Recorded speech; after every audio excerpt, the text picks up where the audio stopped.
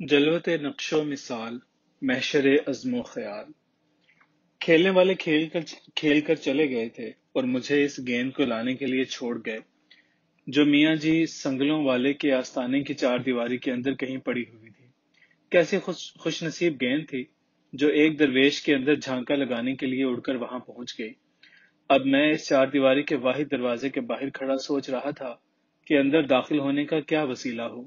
گیند کا اندر جھانکا لگانا اتفاق تو تھا ہی، مگر مجھ ندیدے کے بھاگوں کو تو جیسے چھینکا ٹوٹا تھا۔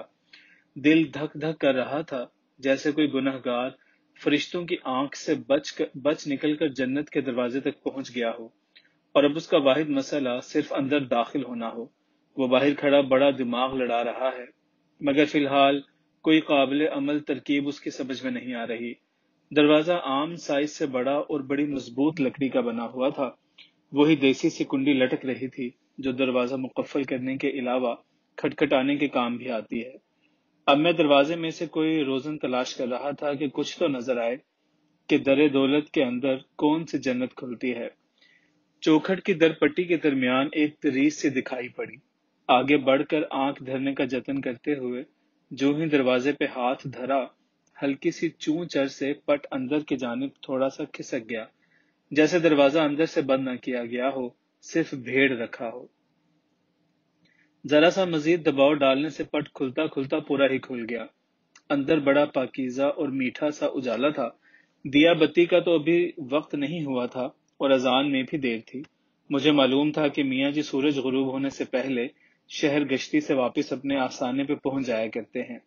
اب میں بتاشوں پہ پگ دھرتا ہوا ہولے سے اندر داخل ہو چکا تھا۔ یوں ہی محسوس ہوا جیسے میں شدید گرمی اور حبس میں سے گزر کر اچانک کسی یخ بستہ پرسکون نورانی سے مقام پہ نکل آیا ہوں۔ باہر کی دنیا کوئی اور تھی اور یہ جہاں کچھ اور ہے۔ پیچھے دروازے کا پٹ بھیڑتے ہوئے میں چند قدم آگے بڑھ آیا۔ اب میں نو تعمیر نامکمل سے دالان میں کھڑا تھا اور میرے سامنے کوئی 20 گز کے فاصلے پہ اندازاً 2 گز اونچے چبوترے پہ ستونوں پہ اٹھایا ہوا گول سا گنبد تھا۔ کمرہ اس لیے نہیں کہہ سکتا کہ کوئی دیوار وغیرہ تو تھی نہیں، 5 گول اٹھے ہوئے ستون جن پہ گنبد تھا۔ چبوترے پہ چڑھنے کے لیے فراخ سیڑھیاں بھی سامنے تھیں۔ یہ سب کچھ یوں دکھائی دیتا تھا جیسے تکمیل کے دوران اچانک کسی وجہ سے بقیہ کام روک دیا گیا ہو۔ ہر جگہ ننگی اینٹیں، اندر باہر، کہیں بھی پلستر وغیرہ کا تکلف نہ تھا۔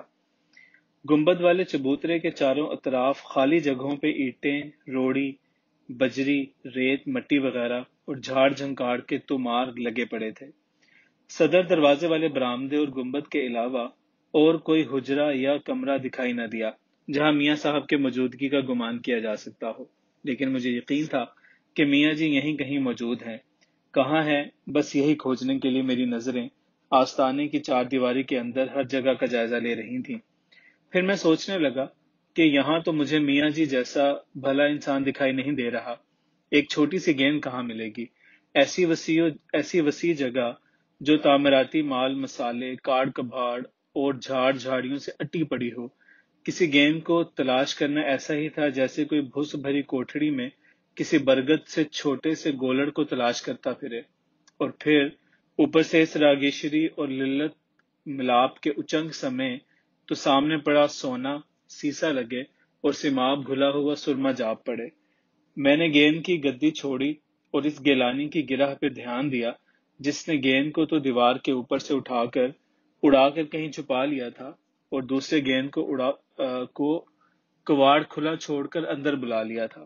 سیڑھیوں کے روبرو کھڑا میں اپنے آپ ہی گنگنانے سا لگا، چھاپ تلک سب چھین لی مجھ سے نینا ملا کے۔ سورج طلوع ہونے میں دیر لگے تو لگے، مگر سورج غروب ہونے میں بڑی جھٹ پٹی ہوتی ہے۔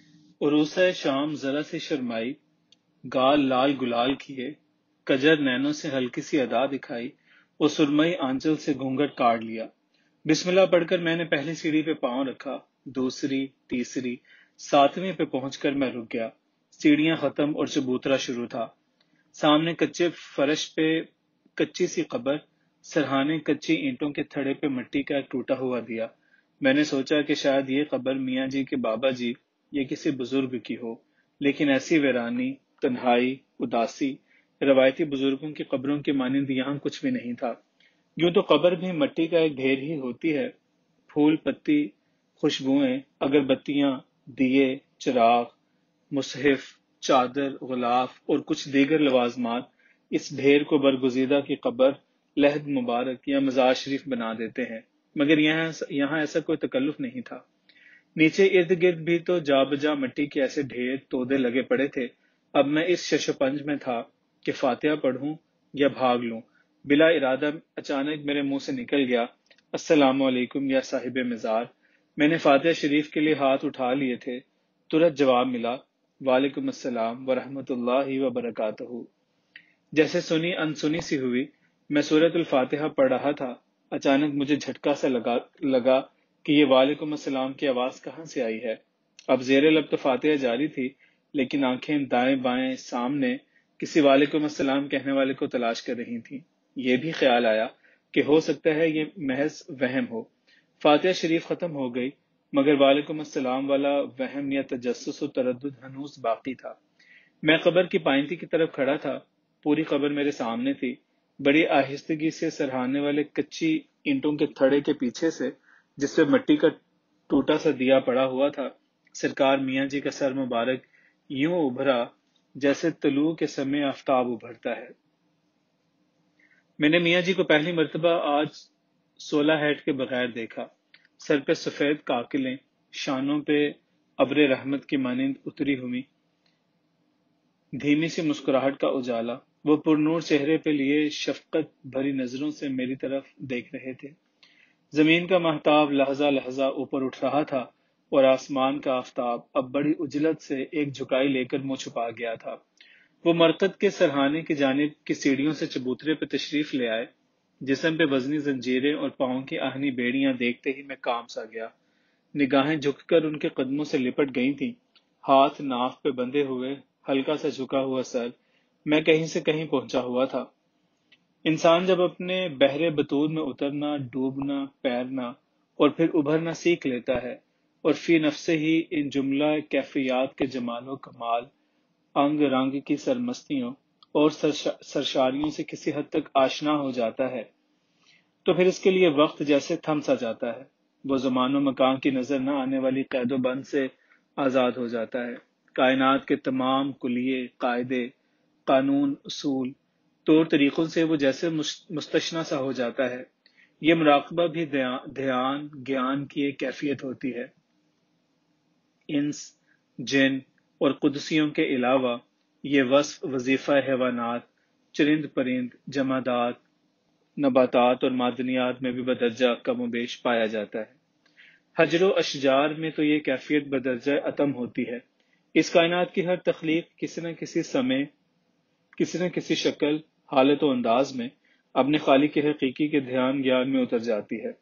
مجھے اپنی خجل خواری، صحرا نوردی اور بادیہ پیمائی کے دوران بارہا ایسی مخلوقات دیکھنے، ان سے ملنے کا اتفاق ہوا جو مختلف وقتوں سے اور مختلف حالتوں میں معرض مراقبہ میں ڈوبی ہوئی ہیں۔ کئی تو ہزاروں لاکھوں برسوں سے ابھی تک مراقبوں میں ڈوبی ہوئی تھیں، اور نہ جانے کب تک وہ اسی حالت میں رہیں۔ اسکندریہ، بابل، نینوا، کوہ ارارات، ہزر موت، سائبیریا، زنجان، جلال آباد، کوہ البرز، رے، جبل نور، جبل سور اور مکران و پونیا میں کئی ایسی پتھر، چٹانیں، درخت، جانور اور انسان و جن دیکھے جو صدیوں سے حالت مراقبت میں پڑے ہوئے ہیں۔ گو امتادہ زمانہ اور گردش لیل و نہار نے ان کی حیت قضائی میں ایک ایسی عجیب و غریب سی تبدیلیاں رونما کر دی ہیں کہ عام انسانی آنکھ ان کی اصل حقیقت کو پہچان نہیں سکتی۔ کائنات کو تو علیحدہ رکھیے، اس عرض کی مٹھی بھر کرہ میں لاتعداد ایسی جگہ ہیں جہاں تک ابھی انسان کے رسائی نہیں ہوئی۔ خلا تو باہر ہے، سمندر تو دسترس میں ہے، اور یہ قریب قریب سارے کا سارا ہی اندھیرے میں ڈوبا ہوا ہے۔ ایسے ایسے عجائب، تحیر و اسرار، مدفن و معدنیات، مدائن و خزائن پوشیدہ ہیں کہ انسان ان کی افادیت اور اہمیت کا تصور بھی نہیں کر سکتا۔ انسان کی جستجو اور علم و سائنس نے اپنے تئیں زمین کے چپے چپے کو کھنگال ڈالا ہے، مگر نہیں، ابھی دلی دور ہے۔ دیوار اور پہاڑ تک پہنچ کر انسان رک جاتا ہے، کہ آگے راستہ بند یا ختم ہے، حالانکہ اصل کھوج تو وہیں سے شروع ہوتی ہے۔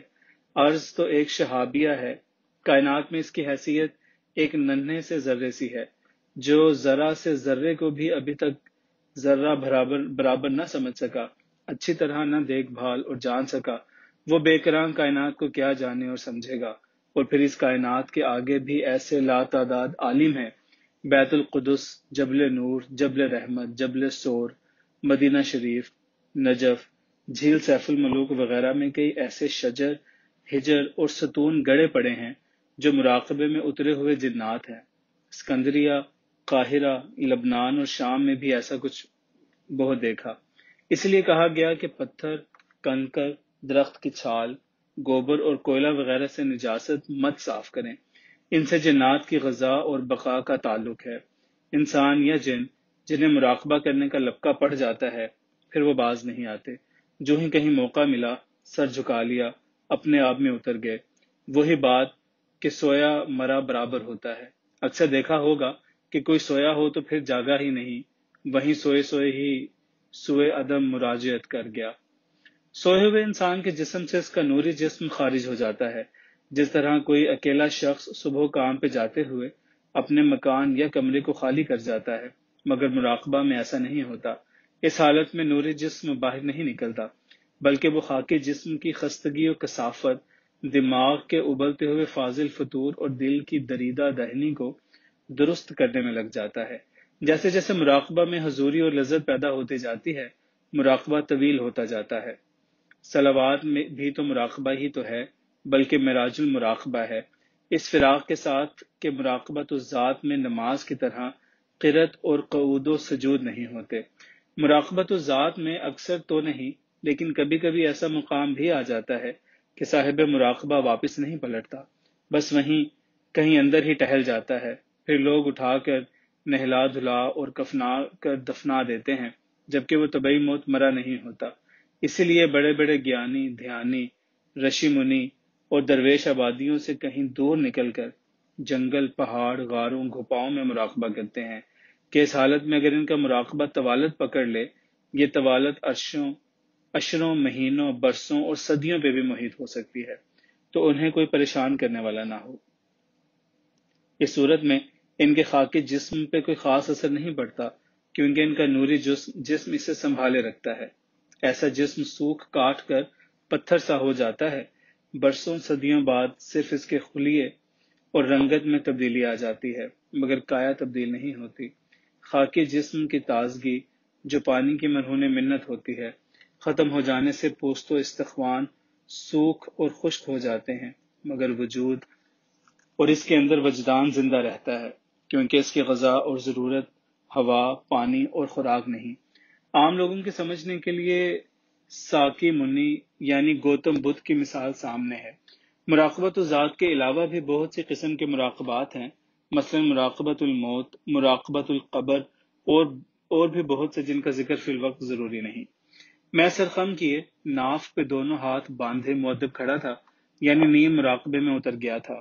میاں جی سامنے مرقد کے سرہانے بقائے نور بنے متبسم کھڑے تھے، اور میں جیسے محمود کے سامنے ننھا سا ایاز کھڑا کسی حکم کا منتظر ہو۔ خدا جانے یہ آمنے سامنے والی کیفیت کتنی دیر تک قائم رہی۔ بس مجھے صرف اتنا ہوش ہے کہ اللہ اکبر کی سرمدی صدا نے مجھے ہلکا سا جھنجھوڑا۔ میاں جی فرما رہے تھے، چلو وضو کر لو۔ ایک تنگ سے کنویں پہ پہنچ کر معلوم ہوا کہ یہاں ایک پتلا سا کنواں بھی ہے، جس کے دہانے پہ ایک چوبی ہنسلی سی گڑی ہوئی تھی۔ اوپر لوہے کے سریے میں لکڑی کا پہیا سا پرویا ہوا تھا، ٹین کا ایک ڈول کپڑے کی بٹی ہوئی رسی سے بندھا ہوا تھا۔ میاں جی نے خود ہی کنویں سے پانی کھینچ کر مجھے وضو کروایا، ایسا ٹھنڈا میٹھا امرت سا پانی۔ میاں جی نے خود ہی فرمایا کہ پیاس لگی ہے تو خوب پیٹ بھر کر پانی پیو۔ چبوترے پہ ہی نماز ادا کر کے میاں جی مجھے مرقد کے سرہانے کی جانب لے آئے۔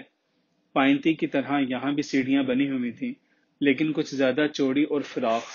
ان سیڑھیوں کے بغل کے ساتھ کچھ گہرائی میں ایک چھوٹے دروازے سے گزرتے ہوئے ہم اندر تہ خانے میں اتر آئے۔ اللہ اللہ، یہاں تو عالم ہی کچھ اور تھا۔ کسی دیے یا روشن چراغ کے بغیر ہی ہر چیز واضح دکھائی دے رہی تھی۔ تازہ ہوا اور سوندھی سوندھی کچی مٹی کی خوشبو نے ایک جاں فضا قسم کا ماحول پیدا کر رکھا تھا کہ طبیعت حشاش بشاش ہو گئی۔ گول بڑا سا تہ خانہ، دیواریں پکی اینٹوں سے اٹھائی گئی تھیں۔ اوپر یعنی تہ خانے کی چھت بھی پختہ تھی۔ دیواروں میں کچھ روزن سے نظر آ رہے تھے جو شاید تازہ ہوا کی آمد و رفت کے لیے تھے۔ درمیان میں ایک قبر کھدی ہوئی تھی، کناروں پہ نکالی ہوئی مٹی کے ڈھیر لگے ہوئے تھے، کدال اور بیلچہ بھی پاس دھرے تھے۔ قبر کے دونوں طرف کھجوری چٹائیاں بچھی ہوئی تھیں، پانی کا مٹکا، مٹی کا کوزہ، لوٹا، ایک آدھ مٹی کا برتن اور چند ایک پارچات بھی دکھائی دے رہے تھے۔ میاں جی نے مجھے قبر کی دائیں جانب چٹائی پہ بٹھایا، مسکراتے ہوئے فرمایا، پہلے کچھ کھا پی لو، پھر کوئی اور بات ہوگی۔ انہوں نے نہ جانے کہاں سے ایک بڑا سا سیب نکالا، ایسا خوش نظر، خوش رنگ اور فربا سیب کم از کم میں نے اس وقت تک کی زندگی میں نہیں دیکھا تھا۔ انہوں نے اپنی فوجی وردی میں سے کہیں سے ایک شکاری چاقو نکالا، سیب کی قاشیں کاٹ کاٹ کر بسم اللہ پڑھتے ہوئے مجھے کھلانے لگے۔ سیب کی حلاوت و شیرینی، خوشبو اور خستگی بتا رہی تھی کہ یقیناً یہ سیب اس دنیا کے کسی باغ کا ثمر نہیں، اور نہ ہی ان دنوں سیب کا موسم تھا۔ ابھی تو آموں آڑووں کی منڈلیاں لگی ہوئی تھی، سیب تو کہیں دکھاوے کو بھی نظر نہیں آتا تھا۔ ایک عجیب سی بات یہ تھی کہ اس سیب کو جیسے جیسے ہم کھاتے جا رہے تھے ویسے ویسے اس میں برکت بڑھتی جا رہی تھی۔ جب میاں جی نے محسوس کر لیا کہ پیٹ بھر چکا ہے تو انہوں نے بھی ہاتھ روک لیا۔ سیب اپنی جگہ اور میری یہ سوچ اپنی جگہ کہ یہ روشنی، یہ نیم اجالا، کہ زیر زمین اس اندھیری جگہ یہ سب کچھ صاف صاف دکھائی دے رہا ہے۔ بظاہر کوئی چراغ بتی بھی دکھائی نہیں پڑتی۔ آخر یہ سب کچھ کیا ہے؟ میاں جی مسکراتے ہوئے فرمانے لگے، چھوٹی چھوٹی باتوں پہ اتنا زیادہ غور مت کیا کرو۔ وہ مجھے گیند دیتے ہوئے بولے، لو گیند سنبھالو اور جلدی سے گھر جاؤ، گھر والے پریشان ہو رہے ہوں گے۔ اور ہاں، تم فجر کی نماز سے 1 گھنٹہ بعد اور شام کی نماز سے آدھ گھنٹہ پہلے تک جب بھی چاہو یہاں آ سکتے ہو، دروازہ کھلا ملے گا۔ میں نے کانپتی ہوئی آواز میں بڑی مشکل سے کہا، میاں جی اجازت ہو تو ایک آدھ بات پوچھ لوں۔ وہ میرا بازو تھام کر مجھے اٹھاتے ہوئے بولے، آؤ میں تمہیں باہر سڑک تک چھوڑ آؤں، رات ہو گئی ہے، یہ باتیں کرنے کا وقت نہیں۔ کھدی ہوئی قبر پہ میں ایک نظر ڈالتے ہوئے ان کے ساتھ باہر نکل آیا۔ چبوترے پہ چڑھ کر وہ گنبد کے نیچے والی قبر کے پاس رک گئے، کہنے لگے، یہ مجازی قبر مٹی کا ڈھیر ہے، یہ زمین سے اوپر اور اندر سے خالی ہے، صرف دکھائی دینے کے لیے ہے۔ نیچے والی حقیقی زندہ قبر زمین کے اندر ہے۔ میرا ہاتھ پکڑ کر وہ پائنتی کی سیڑھیوں کی جانب بڑھتے ہوئے مزید فرمانے لگے، ویسے مرنے کے بعد مجازی یا حقیقی دونوں قبروں کی ضرورت نہیں رہتی، یہ تو بس۔ وہ آگے مزید کچھ کہتے کہتے رک گئے۔ صدر دروازہ ہلکا سا بھیڑ کر وہ مجھے ساتھ لے کر باہر نکل آئے تھے۔ پاؤں کی چھن چھن کرتی بیڑیاں اور وزنی زنجیریں، بے ساختہ میرے منہ سے نکلا، میاں جی آپ نے اتنا بوجھ اٹھا رکھا ہے، کیا آپ کو تکلیف نہیں ہوتی؟ جواب میں فرمایا، یہ بوجھ نہیں، میرا اعزاز ہے، یہ میرا انعام ہے، میرے تمغے میرے لیے پھول گجرے اور گہنے ہیں، اسی لیے تو میں انہیں پہن کر سجا کر شہر بھر کو دکھانے جاتا ہوں کہ دیکھو مجھے میرے بابا نے کیسے گہنے پہنائے ہیں۔ انہی باتوں میں ہم بڑی سڑک تک آ گئے۔ فرمایا، اب تم سیدھے گھر جاؤ، فی امان اللہ، انشاءاللہ پھر ملاقات ہوگی۔ بدن کا بخار، روح کا خمار۔ پھر وہی سلسلہ کہ صبح ان کی آمد سے پہلے میں اپنی گلی کے سامنے ان کے انتظار میں کھڑا ہوتا، ان سے پہلے ان کے زیور گہنوں کی چھن چھن مجھ تک پہنچ جاتی، میں انہیں اونچی سڑک سے ایک قلندرانہ شان سے آتے ہوئے دیکھتا، وہ مجھے کسی اونچے پربت سے ترائی میں اترتے ہوئے کسی مہان تپسوی کی مانند دکھائی پڑتے، جو کئی کالے یگ دھیان گیان میں بتا کر بھولے سے پھر بستی کی جانب لوٹ آیا ہو۔ برابر پہنچتے تو میں قدموں میں نظریں بچھا کر سلام اور عقیدت کی کلیاں نچھاور کرتا۔ ان کی خفیف سے مسکراہٹ مجھے سارا دن شاد کام کیے رکھتی۔ شام ان کے لوٹنے کے سمے میں پھر سلام و نیاز کے لیے موجود ہوتا، پھر سر پہ پڑی رات میں رنگین اڑن کھٹولوں میں سوار نہ جانے کیسی کیسی گل رنگ جنت نظیر وادیوں اور خوش نظر مرغزاروں میں اڑتا پھرتا۔ ایک غلطی یہ ہوئی جو میں نے محض شو بازی اور اپنی اہمیت جتانے کی خاطر محلے کے دوستوں اور گھر میں ماں جی کو بتا دیا کہ میاں جی کے ڈیرے میرے علاوہ کوئی اور بچہ داخل نہیں ہو سکتا، اور وہاں گرا ہوا گیند بھی میرے سوا کوئی اور نہیں لا سکتا، اور میاں جی نے مجھے جنت کے باغ سے انوکھی خوشبو، مٹھاس اور لذت والا بڑا سا سیب اپنے ہاتھوں سے کھلایا ہے۔ سیب والی بات کے علاوہ باقی ساری سٹوری پہ یقین کر لیا گیا۔ بات بھی صحیح تھی کہ سیب پنجاب تو پنجاب، ابھی کشمیر، کابل اور کوئٹہ میں بھی دستیاب نہیں تھے۔ انہی دنوں مجھے موسمی بخار نے آ لیا۔ 2-4 روز سخت نقاہت اور نیم بے ہوشی کے عالم میں گزرے۔ سدھ بدھ ماری گئی تھی، میاں جی کی جانب سے بھی توجہ ہٹی ہوئی تھی۔ بخار اترا تو کمزوری اور منہ ذائقے کی بے سوادی نے ناک میں دم کر دیا۔ دلیا، کھچڑی، دہی اور ایسی ہی بے ذائقہ بے لذت چیزیں کھا کھا کر مت ماری ہوئی تھی۔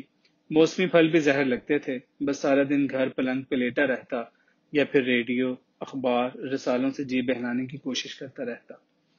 ماں جی نے کئی بار کہا کہ کاکا ذرا اٹھ کر باہر کا چکر لگاؤ، دوستوں سے ملو، مگر میرا کہیں بھی جانے کو جی نہیں چاہتا تھا۔ کمزوری کے بعد جیسے ہلکی سی یرقانی کیفیت پیدا ہو گئی تھی، سوکھے سڑے ہوئے ہونٹ، پھیکی پھٹک آنکھیں، گردن بازوں کی ابھری ہوئی رگیں۔ پچھلے محلے سے ایک گوجری اپلے فروخت کرنے ہمارے گھر آیا کرتی تھی۔ میں دالان میں چارپائی پہ تکیے سے ٹیک لگائے نیم دراز سا تھا۔ مجھ پہ نظر پڑتے ہی وہ میرے پاس آ کر کھڑی ہو گئی۔ کچھ لمحے میری آنکھوں میں جھانکنے کے بعد وہ باورچی خانے میں ماں جی سے خسر پسر کرنے لگی۔ میں نے بھی محسوس کر لیا تھا کہ گجری کچھ میرے ہی بارے میں ماں جی کے کان بھر رہی ہے۔ میں چارپائی سے اٹھ کر ماں جی کے پاس پہنچ گیا۔ ماں جی، یہ ماسی گجری مجھے یوں دیدے پھاڑ پھاڑ کر کیوں دیکھ رہی تھی؟ ماں جی نے کہا، گجری کہہ رہی ہے کہ کاکا کہیں ڈر گیا ہے۔ کاکا جی، مجھے تو پہلے ہی شک تھا کہ تو جو سائیں سنگلاں والے کے ڈیرے پہ گیا ہے نا، وہیں سے تجھے یہ کسر لگی ہے۔ اب تو بالکل وہاں کرکٹ کھیلنے نہیں جائے گا۔ گوجری ماں جی سے مزید کہہ گئی تھی کہ اگر کہیں سے خوب پکا ہوا قندھاری انار مل جائے تو اسے رات بھر گرم بھوبل میں دبا دیں، صبح نچوڑ کر اس کے رس میں چٹکی بھر سفید زیرہ پسا ہوا ملا کر اسے پلا دیں۔ اگلے روز ہی اس کی کمزوری رفع ہو جانے کے علاوہ اس کی بھوک بھی کھل جائے گی، یرقان کا اثر بھی جاتا رہے گا اور ڈر خوف سے بھی نجات مل جائے گی۔ جو ہی میں نے قندھاری انار کا سنا تو یوں لگا کہ گوجری نے جیسے میرے دل کی بات کہہ دی ہو۔ میرے اندر سے جیسے ابل ابل کر یہ خواہش نکل رہی تھی کہ کہیں سے قندھاری انار ملے، خوب خوش رنگ، میٹھا اور قدرے ترش، یاقوتوں کی طرح ترشے ہوئے لال سرخ گلابی دانے زندگی بخش تراوٹ اور حلاوت سے بھرے ہوئے ہوں اور میں خوب جی بھر کر کھاؤں۔ بیمار کی بھی اپنی ایک الگ ہی بدھی اور خواہش ہوتی ہے، ایسی ادق چیز چاہے گا جو کہیں بھی دستیاب نہ ہو۔ موسمی اور متعدی بخاروں کے مریض، اکلوتے لاڈلے بچے، سر پہ چڑھے ہوئے معشوق اور پلہوٹی کے بچے والی حاملہ عورت، یہ چاروں چیزیں ہمیشہ عجیب و غریب، ناقابل حصول، کمیاب اور بے موسمی چیزوں کی خواہش کا اظہار کر کے اپنے متعلقین کی محبت، برداشت اور جیب کا امتحان لیتی ہیں۔ اس قندھاری انار سے ایک اور حکایت یاد آ گئی جو بابا جی کی زبانی سنی تھی۔